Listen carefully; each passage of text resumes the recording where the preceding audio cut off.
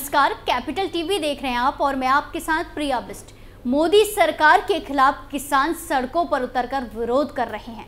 भारत बंद करने का आह्वान भी किया गया, लेकिन सोचने वाली बात यह है कि जो किसान सड़कों पर उतरकर विरोध कर रहे हैं, उन्हीं किसानों के लिए मोदी सरकार ने क्या क्या किया है, ये शायद वही लोग नहीं जानते और कथित तौर पर फर्जी किसानों की तरफ से हो हल्ला मचाया गया है। तो आखिर क्या है मोदी सरकार और किसानों के बीच में जंग की पूरी कहानी और कैसे किसान सड़कों पर उतरकर कर रहे हैं विरोध, सब कुछ आपको हमारी स्पेशल स्टोरी में बताते हैं। मोदी सरकार के कार्यकाल में किसानों को उनकी फसलों पर मिलने वाले न्यूनतम समर्थन मूल्य यानी कि एमएसपी में पहले ही तुलना में काफी ज्यादा वृद्धि हुई है। साल 2006 में स्वामीनाथन कमेटी की सिफारिशों को मोदी सरकार ने 2018 में लागू किया। इसके तहत किसानों को उनके उत्पादन खर्च का 1.5 गुना एमएसपी मिलना सुनिश्चित हुआ। एमएसपी लागू करने से किसानों को सामान्य समय में या जब बाजार में बहुत उतार चढ़ाव देखने को मिले, तब उन्हें उनकी फसल की सही कीमत सुनिश्चित होती है। पीएम किसान योजना के माध्यम से किसानों के लिए सीधी आय सहायता सुनिश्चित की गई, जिसके माध्यम से पैसा अब सीधे किसानों के बैंक खातों में पहुंचता है। Cold chain, mega food park और इस तरह के एग्रो प्रोसेसिंग इंफ्रास्ट्रक्चर को बड़े पैमाने पर स्थापित किया गया। किसानों की खेती के अलावा दूसरी गतिविधियों के आय के स्रोत के रूप में कभी नहीं देखा गया था। मोदी सरकार इस दिशा में भी काम कर रही है, लेकिन फिर भी खुद को किसान बताने वाले तथाकथित लोग सरकार के खिलाफ ही सड़कों पर उतरकर उपद्रव मचा रहे हैं। दरअसल प्रधानमंत्री नरेंद्र मोदी के नेतृत्व में एनडीए सरकार ने स्वामीनाथन आयोग की सिफारिश को लागू किया और साल 2018-19 के बजट में उत्पादन लागत के कम से कम 1.5 गुना एमएसपी करने की घोषणा की। तब से केंद्र सरकार एमएसपी की घोषणा अखिल भारतीय औसत उत्पादन लागत पर कम से कम 50% मुनाफा जोड़कर लगातार कर रही है, जो कि किसानों की आय को बढ़ाने के संदर्भ में प्रधानमंत्री नरेंद्र मोदी के नेतृत्व में एक ऐतिहासिक निर्णय है। केंद्र सरकार कृषि लागत और मूल्यम आयोग की सिफारिशों के आधार पर तथा राज्य सरकारों और संबंधित केंद्र मंत्रालयों विभागों के तर्कों पर विचार करके 22 कृषि फसलों के एमएसपी निर्धारित करती है।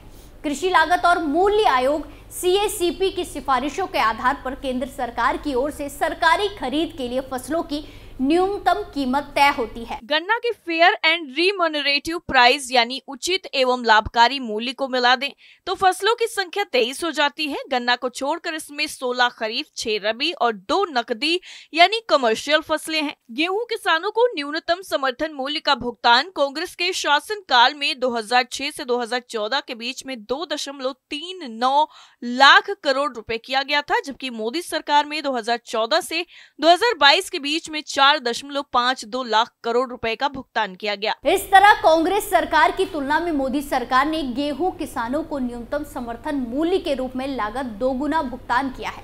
चावल किसानों को न्यूनतम समर्थन मूल्य का भुगतान केंद्र सरकार में 2006 से 2024 के बीच 3.09 लाख करोड़ रुपए किया गया था, जबकि मोदी सरकार में 2014 से 2022 के बीच 10.64 लाख करोड़ रुपए का भुगतान किया गया। इस तरह चावल किसानों को कांग्रेस सरकार की तुलना में मोदी सरकार ने 3 गुना से ज्यादा भुगतान किया है। मोदी सरकार के 9 सालों में चावल के निर्यात में 109% की वृद्धि हुई है। कांग्रेस सरकार में 2013-14 में 29 करोड़ 25 लाख डॉलर हुआ था, वहीं मोदी सरकार में 61 करोड़ 15 लाख डॉलर का निर्यात किया गया। इस तरह चावल किसानों को इससे भरपूर फायदा मिला। मोदी सरकार में कृषि बजट में 300% की वृद्धि की गई। कांग्रेस सरकार में 2013 से 14 में कृषि बजट 30,224 करोड़ रुपए था, जबकि मोदी सरकार में 2023-24 में कृषि बजट लगभग 4 गुना बढ़कर 1.31 लाख करोड़ रुपए हो गया। मोदी सरकार में खरीफ फसलों के न्यूनतम समर्थन मूल्य में भी अभूतपूर्व वृद्धि की गई है। धान का न्यूनतम समर्थन मूल्य 2014 से 15 में 1360 रुपए था, जो कि 2023-24 में बढ़कर 2183 हो गया। बाजरा का न्यूनतम समर्थन मूल्य 2014-15 में 1250 रुपए था, जबकि 2023-24 में ये बढ़कर 2500 रुपए हो गया। मूंग का न्यूनतम समर्थन मूल्य 2014-15 में 4,600 रुपए था, जबकि 2023-24 में ये बढ़कर 8,558 रुपए हो गया। दशकों से किसानों के लिए खेती को लाभदायक बनाने के मुद्दे पर चर्चा और बहस हुई है। कई समितियों, परामर्श और हितधारकों ने समीक्षा की, लेकिन कांग्रेस की सरकारों ने इन परामर्शों के आधार पर निर्णायक कार्रवाई नहीं की। हालांकि किसान अपनी मेहनत के दम पर ज्यादा उत्पादन करते रहे हैं, लेकिन फायदे में कभी नहीं रहे, क्योंकि कृषि और कृषि बाजार में सुधार को कभी प्राथमिकता दी ही नहीं गई।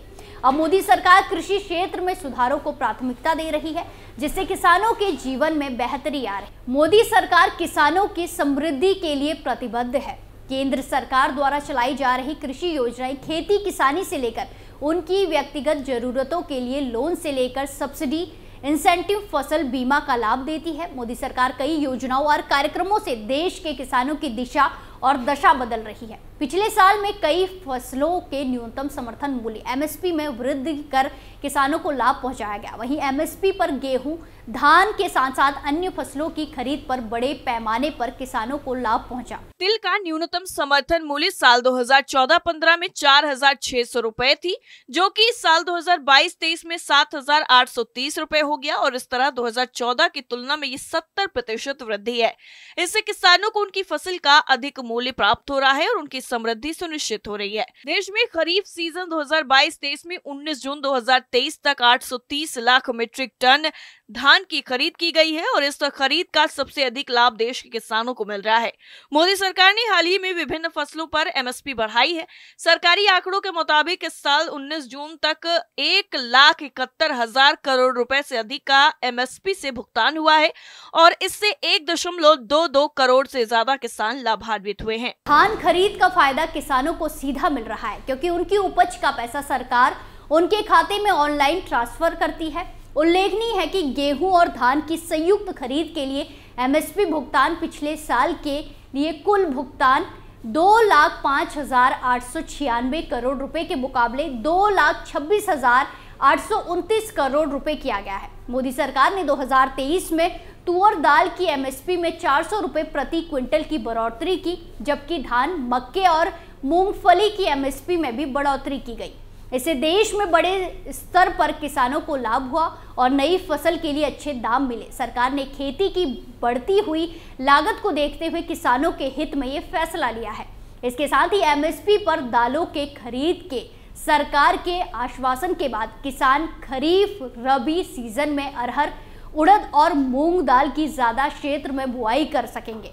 कैबिनेट ने 2023-24 के लिए उड़द दाल की एमएसपी को 350 रुपए प्रति कुंटल बढ़ाकर 6,950 रुपए प्रति कुंटल कर दिया है।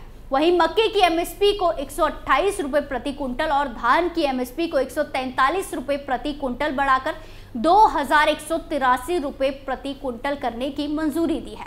मोदी कैबिनेट की ओर से मूंग की एमएसपी में सर्वाधिक 803 रुपए प्रति कुंटल की बढ़ोतरी की गई है और इसके मूंग पर एमएसपी 8,558 रुपए प्रति कुंटल हो गई है। कैबिनेट में हुए फैसलों के बारे में बताते हुए खाद्य और उपभोक्ता मामलों के केंद्रीय मंत्री पीयूष गोयल ने कहा कि कृषि में हम समय समय पर एमएसपी, कृषि लागत और मूल्य आयोग की सिफारिशों के आधार पर एमएसपी तय करते हैं।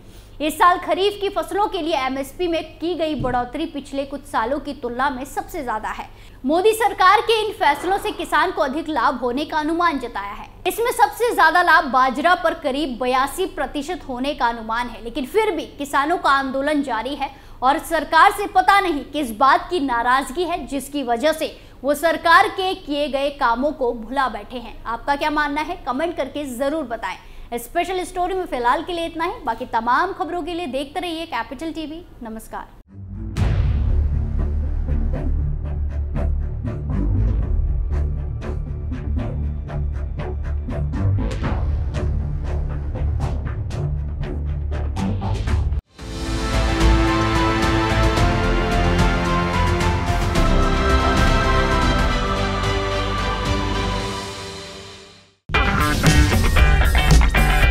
अगर आपको हमारा वीडियो पसंद आया हो तो इसे लाइक करें, हमारे चैनल को सब्सक्राइब करें और हाँ, बेल आइकन दबाना ना भूलें। ताकि आप तक हमारे वीडियो की नोटिफिकेशन पहुंचती रहे। आप अपना सुझाव हमें कमेंट बॉक्स में दे सकते हैं। हमारे साथ जुड़ने के लिए शुक्रिया।